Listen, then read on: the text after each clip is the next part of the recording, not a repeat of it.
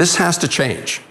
I am really sick and tired of the Israeli government, the Netanyahu government, taking American taxpayer dollars and then mistreating Americans. Weeks ago, Senator Chris Van Hollen demanded that Israel release an American university student in the occupied West Bank who was abducted by IDF soldiers in the middle of the night, literally at 3 a.m. Now, tragically, she remains in Israeli custody without a single charge against her. No charges. As we know, there are literally thousands of Palestinians languishing in Israeli torture dungeons without a single charge. They are hostages.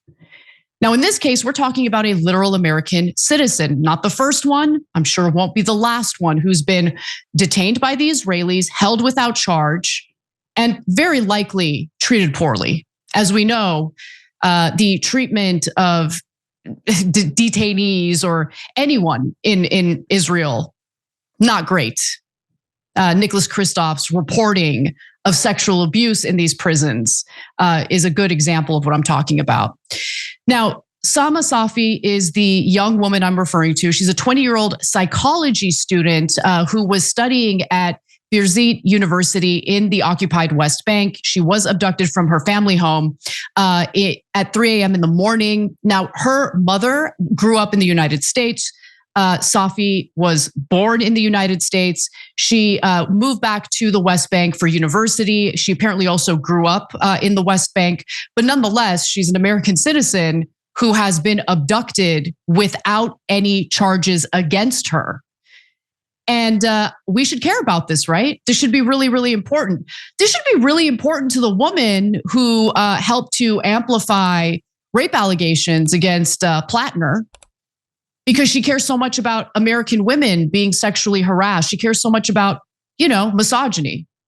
Well, there's an American citizen languishing in an Israeli prison right now as we speak. No charges against her. She has been detained since June 2nd. And considering the fact that there are all sorts of sexual misconduct and rape allegations taking place right now against IDF soldiers in these prisons, I would just venture to say she should care. She should care just a little bit. But maybe she only cares when it comes to sinking campaigns. Anyway, let's move on. So 3 other students were also arrested around the same time, not American citizens, but they were also students of the same university, including a member of the Palestinian women's national soccer team. And according to The Guardian, they were all held at an Israeli detention and interrogation center in Jerusalem, notorious for its record of abuse. So I forget that woman's name, the woman who allegedly cares so much about American women being mistreated, Cheyenne Hunt. Hey, Cheyenne Hunt, maybe spare a word for the 20-year-old American citizen that was detained by IDF soldiers at 3 a.m. in the morning on June 2nd in occupied West Bank and is currently still in that prison without a single charge against her. Because you care about things like rape, right? There's a very good possibility that she's being mistreated in this prison that she doesn't belong in because she did nothing wrong. So what do we know about this case? What kind of excuses are we hearing from the Israelis in regard to her detention? Well, first, making matters worse for this poor 20-year-old Sama Safi is the fact that she has a chronic medical condition that requires regular treatment. This is something that Sarah on X shared with the public, and I want to give her a lot of credit. She drew attention to this story for me, and she has continued trying to draw attention to what is happening to Sama Safi. She suffers from a chronic and auto-inflammatory disease that causes debilitating fevers and pain. She needs daily medication and regular treatment abroad in order to keep things under control. And her family said that she was receiving some medication in this Israeli prison, but not enough and not the right kind to properly treat her condition. Now, in late June, and this is important for you guys to know, in late June, Newsweek decided to shockingly publish a story about what happened to Sama Safi.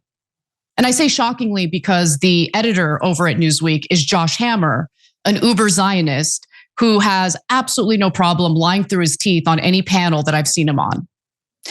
With that in mind, Newsweek published this article, and I want to read you the headline. U.S. citizen held by Israeli military for 3 weeks without charges. Without charges. So does the IDF have anything to say? Do the Israelis have anything to say? Have they given us a single excuse for why they would detain a 20-year-old university student, barge into her home and abduct her at 3 a.m. in the morning? Okay, well, I-24 News, which of course is an Israeli publication, says that the IDF arrested Sama Safi, 20 among others, at the university earlier this week, suspected of promoting terrorist activities and additional terrorism-related activities. That's it. That's all they need to do. Just claim that you were supporting terrorist activities without providing a shred of evidence and without even charging you with that. There are no charges against her. Makes me think that they're abundantly aware that she wasn't engaging in any terroristic activity or behavior. These people are so dangerous, so loathsome, and it is a stain on the reputation of the United States of America to be aligned with them. Now, Safi's attorney, who spoke to The Guardian, provided a little more detail about what the Israeli government is saying. So Safi's attorney, the Israeli human rights lawyer, Leah Samel, said that the students appeared to have been targeted after 2 other students who were themselves detained at the time, provided the Israeli military with dozens of names of people allegedly involved in an activist student organization called Katub. Now, Israel says that the group is affiliated with an organization known as the Popular Front for the Liberation of Palestine, which it has designated as a terror organization. So they're claiming that Sama Safi was part of an organization that is not designated as a terrorist organization, but is somehow related to or affiliated with a terrorist organization. So Safi, by the way, totally denies that she was part of any student group. And in regard to the students who provided names to Safi's lawyer, provided names to the IDF, Safi's lawyer makes a really good point. She says, I don't know how this information was extorted from them, probably by force. It's nonsense. So just think about how the IDF operates. They just randomly detain people and then under duress demand that they provide names of additional individuals that they can terrorize. Because here's the thing, if she was actually guilty of something, why not charge her? Like if there's probable cause, reason to believe that she's engaging in terrorism, why not charge her? She's not charged. Yet she has been sitting in an Israeli prison since June 2nd. 20-year-old, 20. So where is she being held right now? Well, the IMEU Policy Project provided an update today. Palestinian American student Sama Safi is now being wrongfully detained in Damon Israeli military prison and has been enduring horrific conditions and abuse after a temporary release for medical treatment. The Israeli military had no right to take Sama in the first place, let alone hold her in such inhumane conditions. It is vital that you call your senators and tell them to demand her unconditional and immediate freedom. Now, Senator Chris Van Hollen, as you saw in the video earlier, has been one of few lawmakers who gave a damn and has even said anything about this.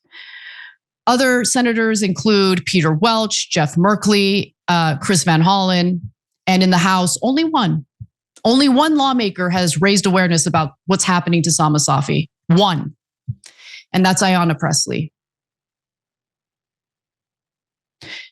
So I'll be kind to Cheyenne Hunt, the executive director of Reckoning Action, and just assume that maybe she's unaware that a young American woman is currently sitting in an Israeli prison with no charges against her. It's been the case since June 2nd. These prisons are notorious for raping detainees. And since she cares so much about rape, at least she purports to care so much about it, Hopefully this message will get to her and hopefully she will raise some awareness about it. But something tells me she won't. I hope she proves me wrong. Where's Me Too?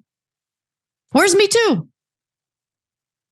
I guess sexual harassment at work is something worthy of destroying entire lives over. Okay, fine, fair enough. But what happens when you're dealing with a 20-year-old woman who's a political prisoner, essentially, and who could be sexually abused in these prisons because that's what these prisons are known for? Pathetic. I mean, think about the number of Democrats we have in both the House and the Senate. Literally one Democrat in the House, Ayanna Pressley, even bothered to say something about this. You know who else is in the House?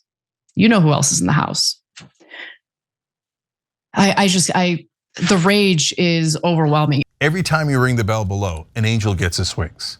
Totally not true, but it does keep you updated on our live shows.